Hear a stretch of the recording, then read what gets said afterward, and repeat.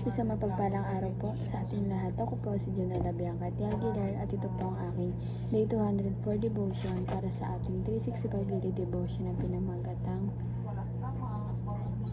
Nagkakaproblema ba si Lord? At ang topic natin ngayon ay peace. Sabi po dito yung concept na peace as a divine attribute means that God is completely separate from all confusion, chaos, or disorder. In His being and actions, He is always calm, consistent, and in perfect harmony. This peace doesn't mean passivity or inactivity. God is constantly at work in countless simultaneous events across the universe, yet all are perfectly ordered by His sovereign will. Nothing overwhelms Him. His peace is not just the absence of conflict but the presence of holy order and divine purpose. This is the same peace He offers to His people through Christ. At ang Bible verse natin matagpuan sa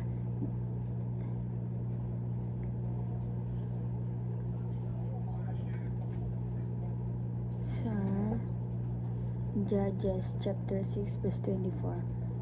So Gideon built an altar to the Lord there and called it the Lord is Peace. To this day it stands in Opera of the Abyss Rats. Sa Tagalog po. Nang magkagayoy, nagtayo rin si Gideon ng isang dambana sa Panginoon at tinawag iyon na ang Panginoon ay kapayapaan. Hanggang sa araw na ito, iyon ay nakatayo pa rin sa Opera. Nakatayo pa rin sa Opera ng mga Abyssarita. At ang teachings mo natin ngayon, number 1, God's peace reflects His sovereign control. Ano ba? Yung peace natin, pang talagang control. Dahil sa peace ng ating Panginoon, kontrolado niya lahat, diba? Hindi siya marunong. Lagi siyang kalmado, consistent, perfect, diba? Yung peace na yun, siniseparate siya sa confusion, sa gulo, diba? Parang talagang lahat naka-align sa kanya ng tama dahil sa peace na meron siya. And number 2 po, God's peace flows from His unchanging nature. Diba? Dahil sa peace na yun, ayun yung na hindi siya nagbabago. Talagang consistent yung ugali, yung pag-ibig na meron siya. Talagang unchanging yun eh. Talagang gawin yung flow ng peace ng ating Panginoon. Talagang tawag consistency. Kung anong pinapakita niya sa atin nung una, ganun pa rin kung ano yung ginagawa niya ng past, ganun na rin yan sa present, diba? And number 3 po, God's peace is the altar we build in our hearts. Yung peace natin po, nakabuild din to sa ating puso. Parang yun yung altar na binid natin sa puso ng bawat isa. Kaya lahat tayo, diba, may peace din sa puso natin, Panginoon, na lagi natin siyang kasama, diba? Kahit pa paano, diba, nagiging din tayo, nagiging maabay pasensya, gano'n, nagiging kontrolado natin, kinokontrol natin yung sarili natin sa mga bagay-bagay kasi may peace sa puso natin ng ating Panginoon.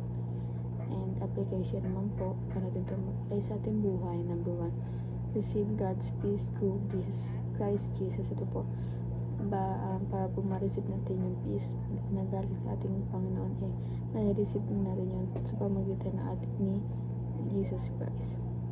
And number 2 po, rest in the God who is in control of every situation. Ito po, parang pagpagod na tayo or madami tayo naiisip, ipahinga po natin yung sarili natin at yung utak natin, yung katawan natin sa ating Panginoon, na syempre siya yung kontrolado sa lahat ng sitwasyon, na sa kanya natin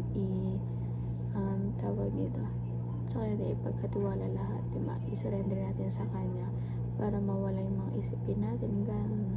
Kaya ipahinga natin yung sarili natin, yung utak natin, at i-surrender natin sa ating Panginoon ang lahat ng mga sa isip natin.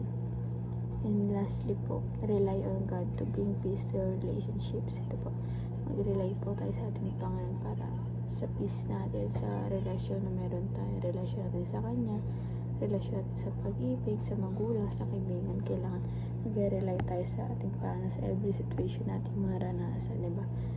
Kasi ang kailangan din sa Kanya ay magtiwala tayo sa Kanya. Kailangan nagtitiwala tayo sa perfect time ng ating Panginoon na huwag tayo magmamadali palagi. Lagi tayo magtiwala sa Kanya na talagang may plano siya para sa atin. Hindi naman po ang aking devotion ngayong araw. Sana po may natutunan kayo. At pag mga kalimutan na i-share sa ating mga mahal sa buhay. And God bless po sa ating lahat.